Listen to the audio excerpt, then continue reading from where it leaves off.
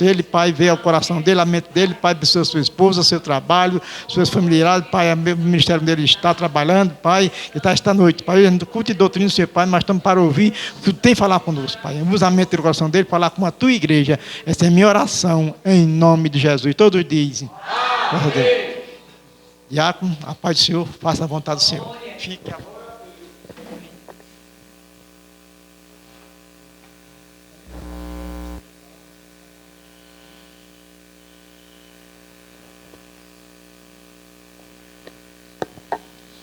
Quero saudar a igreja com o Pai do Senhor Jesus, amém? Motivo da alegria estar junto convosco a primeira vez. Quero louvar a Deus também pela vida do pastor. Quero agradecer a Deus pela irmã que tem chamado a minha esposa para estar aqui. Desde já também quero pedir perdão pelo horário para o qual nós chegou. Eu estive administrando hoje de tarde em outra igreja, em outro local. Nós chegamos um pouquinho atrasado, não foi ainda jantar. E ainda o GPS ainda ficou meio baralhar para cá. Foi mais um dia nós achamos, nem que nós cheguemos lá de 8 horas, mas foi dito e feito. Nós chegamos, bem dizer, 8 horas mesmo. Foi, mas nós chega, não se preocupe não. É assim, nós vamos caminhando, fazendo a obra de Deus, amém? Quero agradecer a todos aqueles que se dispôs a sair da sua casa para fazer a vontade de Deus. Estamos num tempo difícil, né, porque nem todos querem buscar a Deus realmente em espírito e em verdade e adorar o Pai. Mas louvar a Deus por aqueles que se dispõem ainda a fazer a vontade de Deus. Amém? Por favor, abra suas Bíblias. Segundo escreveu Lucas, Atos dos Apóstolos,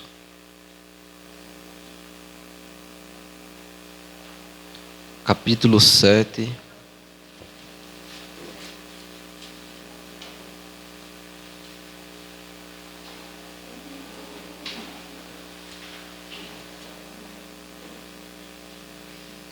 Atos dos Apóstolos, capítulo 7, versículo 54, amém?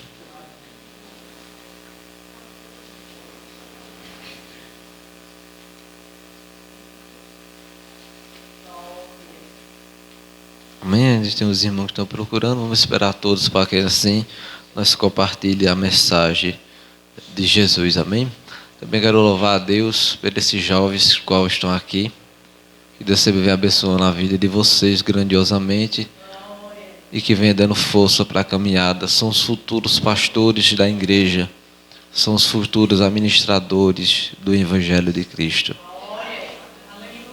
Eu louvo ao Senhor todas as vezes que eu vejo os anciões da casa do Senhor, pois são pessoas que têm sabedoria, aprendizagem para se passar para os jovens, para que assim, futuramente, os jovens adquiram experiências, mesmo que eles não passem, mas que eles ensinem também para outro futuramente.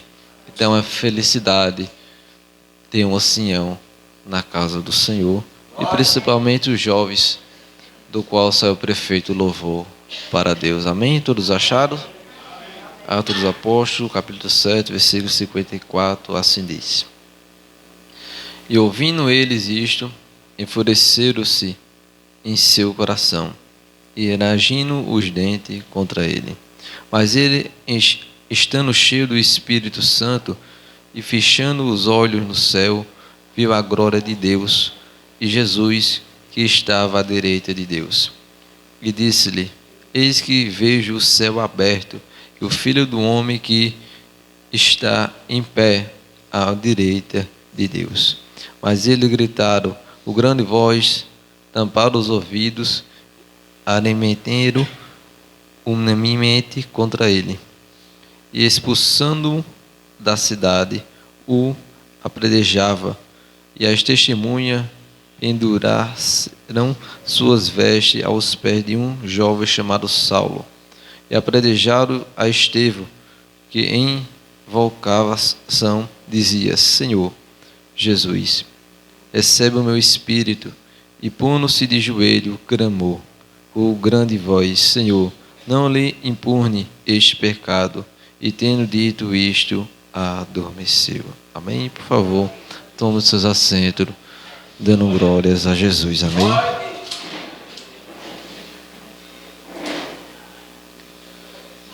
Meus queridos e amados irmãos, segundo escreveu Lucas, o doutor Lucas, que não foi um dos apóstolos, mas seguidor de Paulo, participação das suas batalhas, lutas, prisões, do qual escreveu um dos evangelhos, tem sobre o título Lucas. Também ele escreveu esse evangelho, Atos dos Apóstolos, mas que não leva sobre o título deles, e muito menos, muitas das vezes, não fala muito dos apóstolos, mas do início da igreja primitiva de Cristo, que começa no Atos dos Apóstolos, capítulo 2, a descida do poder do Espírito Santo de Deus. A Bíblia vai nos relatar que no capítulo 6 estava necessitado de diáconos para a igreja primitiva, para que servisse as mesas, porque não podia os apóstolos pregar o evangelho e assim orando e também servindo, e levantando um grupo de 7 pessoas que tinha algumas referências a ser estabelecidas sobre eles, precisava ser cheio do Espírito Santo, ter sabedoria. E Estevão, um desses diáconos, se destacou-se e foi escolhido não pelos apóstolos somente, mas por Deus, para servir as mesas, e não somente servir, pois Pedro também servia pregando o Evangelho de Cristo, como nós podemos ver na Atos dos Apóstolos, capítulo 6 adiante. Estevão, ele era um homem cheio do Espírito Santo de Deus, um homem com sabedoria e discernimento. Nós podemos ver mais para frente, antes dos versículos no qual nós terminamos de ler, mais dos versículos anteriores, Estevão debatendo pelas pessoas, nações do qual estava, sobre o lugar do qual ele estava, que não podia e não poderia negar tamanha sabedoria que Estevão tinha. E olhando para Estevão e vendo tanto também a sabedoria que estava estabelecida sobre ele, subornaram umas pessoas para que falasse, que encontraram diante das suas palavras, palavra de blasfêmia contra Deus. Nós podemos ver no tempo de hoje, em 2023, judeus em Israel que são religiosos, ele não abre mão da Torá, ele não abre mão do que Moisés disse e daquilo que está escrito no Velho Testamento. Tem judeus que são messiânicos, que acreditam em Cristo. Tem judeu que não acredita. Nós podemos ver que os judeus e todas as nações, e assim guardava a lei de Moisés, era severo. Eles matavam, ele apredejava. Nós podemos ver isso, que Jesus, quando veio, o verbo que se fez carne, os judeus não mataram a Cristo, mas levaram ele à morte. Jesus passou por 7 julgamentos, considerado 7 porque o último, quem julgou não foi Santo Pilatos, quem julgou foi os judeus. Eles que entregaram Jesus para a crucificação. Santo Pilatos não achou nele culpa, Herodes não achou nele nenhum tipo de culpação para que ele pudesse passar do que passou. Mas os judeus, um povo escolhido, nação eleita, nação separada, entregou Jesus para a crucificação. Nós estamos vivendo numa época, numa geração que está, não estou falando geração, falando de todas as igrejas, mas num certo grupo que pensa que Cristo e que o cristianismo é somente amor, e não é. Tem pessoas que pensam que quando aceita Cristo, entrega a sua vida totalmente para ela vai fazer na vontade e na maneira que ela quer. E não é bem assim. Quando a gente levanta a mão, que o pastor faz a confissão, porque tem pessoas que vai, mas só vai porque vai. Tem pessoas que realmente levantam porque realmente quer ser mudado por Ele e mudar por Ele. Mas pensa que o cristianismo é flor, é rosa, é só vitória, é só alegria. E quando realmente as flores têm espinho, e o espinho machuca. Geração de crentezinho que está gerando crentezinho mimado no cristianismo. Meninos gerando meninos. Pessoas do qual não aceita uma repreensão porque o bico é feito. Pessoas que na benção é um cântico cantado, mas na aflição esse negócio não é para mim. Pessoas que quando tudo tá bem, ela tá bem. Pessoas do qual quando vem a vitória, Jesus é bom, Jesus é fiel. Na prova, ela esquece que Jesus existe. Pelo caminho que ela veio entregar a vida a Cristo, pelo mesmo caminho ela dá a volta para trás, porque pensa que o cristianismo é só amor. Mas tem que saber que tem dor, que tem lágrimas, que tem luta, que tem prova, tem que ter renúncia, porque eu acredito que 100% das igrejas brasileiras, pelo menos 20% ou mais do que a gente imagina vão ficar, porque só vive de aparência, mas não vive realmente da santidade que Cristo põe que ela tem que ter. Tem pessoas que têm essência, tem testemunho para demonstrar, mas o mesmo de entregar a vida para Cristo e querer ser a diferença não é o mesmo que sentir.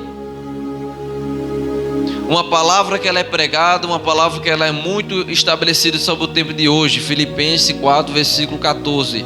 Posso todas as coisas, pois Cristo me fortalece. Realmente Ele fortalece. Mas tem um porém.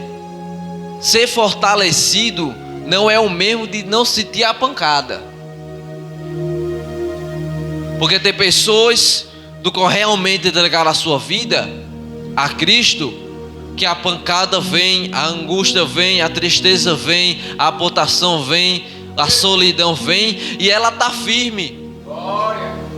Aí tem pessoa que fala, no culto ela é sorridente, no culto ela é alegre, no culto ela canta, ela pode chorar mas continua, mas não sabe a dor que a pessoa sente por dentro. Não sabe quantas lágrimas a pessoa já derramou dentro do quarto na solidão. Não sabe quantas as vezes precisou de um abraço e não recebeu o abraço. Não sabe realmente a batalha espiritual que ela passa dentro do lar dela, porque tem pessoas que nunca se dispõem a visitar ninguém. Essa pessoa conheceu e conhece realmente a essência do cristianismo. Porque mesmo fraco, mesmo sendo apontado, mesmo sendo ferido, ainda continua insistindo ainda pelos céus.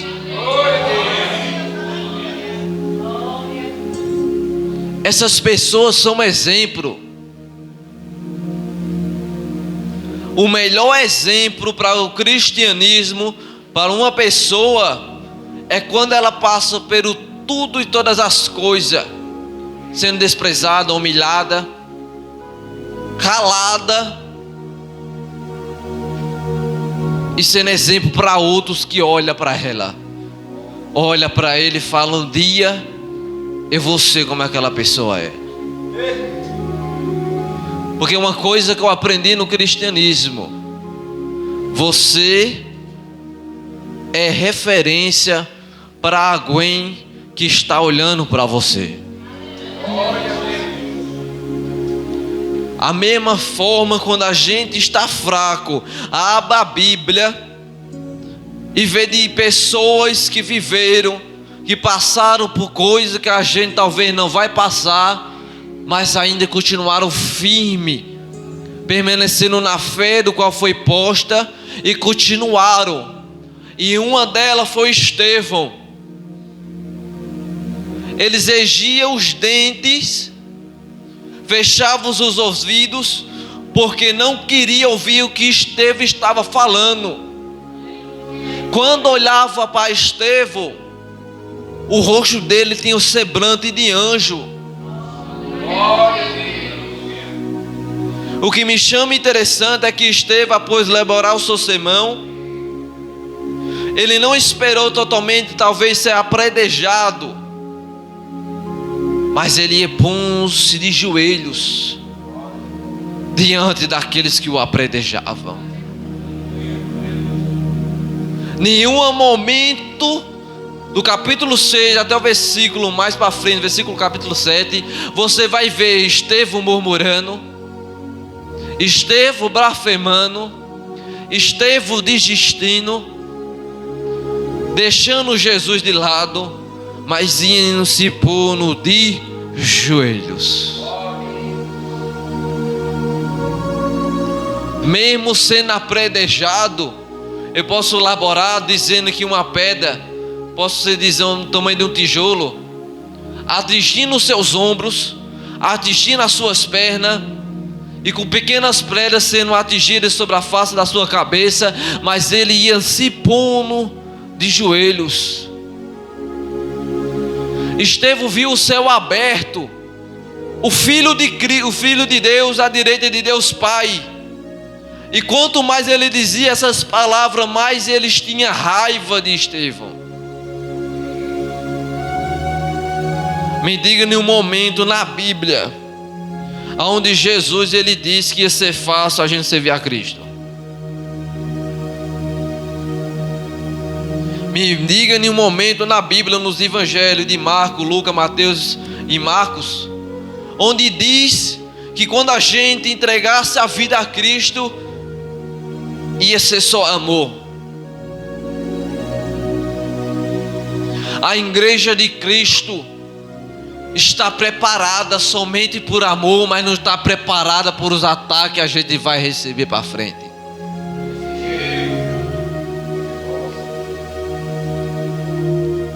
A gente está preparado para visitar a igreja, a gente está preparado para cantar, está preparado para pregar, mas não está preparado para ter firmeza, para aguentar a pancada que está vindo e que vai vir sobre nós. O Espírito Santo de Deus, quando desce em Atos dos Apóstolos, capítulo 2, foi a essência que o Pai enviou para demonstrar para os apóstolos que ele estava pronto para sair para Samaria, para os judeus, e mais para que somente Jerusalém, mas até os confins das terras, para proclamar sobre o reino de Cristo. Olha o que Paulo, olha o que Pedro, olha o que o João passou por amor a Cristo. Quando nós pregamos Mateus 14, versículo 22, Pedro andou sobre as águas. É uma maravilha.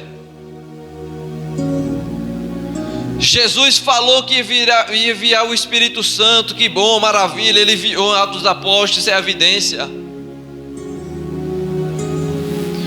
O cego Bartimeu enxergou, que maravilha. Mas onde está a mensagem?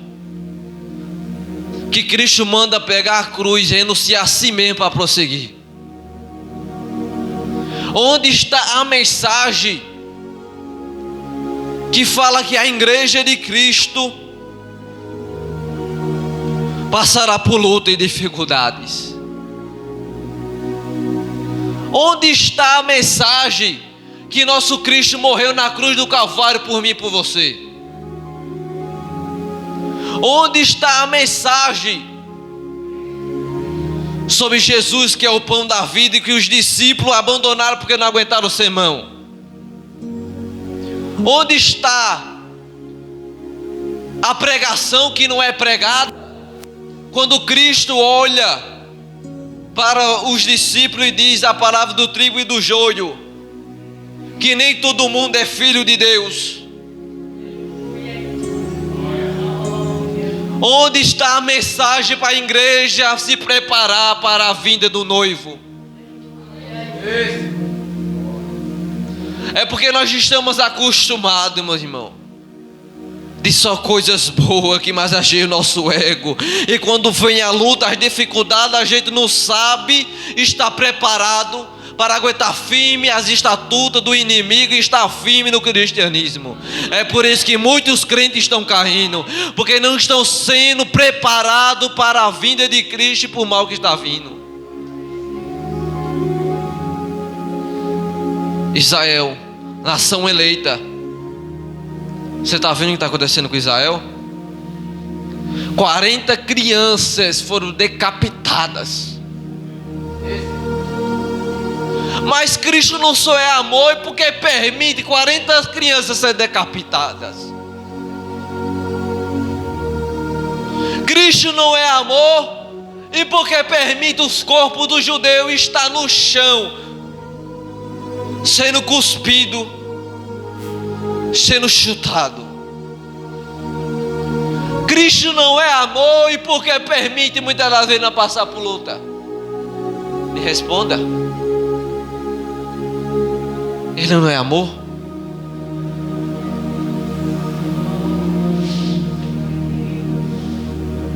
Se eu for perguntar para a igreja do Brasil quem está preparado para entregar a vida para Cristo até na morte, talvez toda a igreja vai levantar, porque é uma coisa momentânea, porque sabe que está acontecendo em outros países.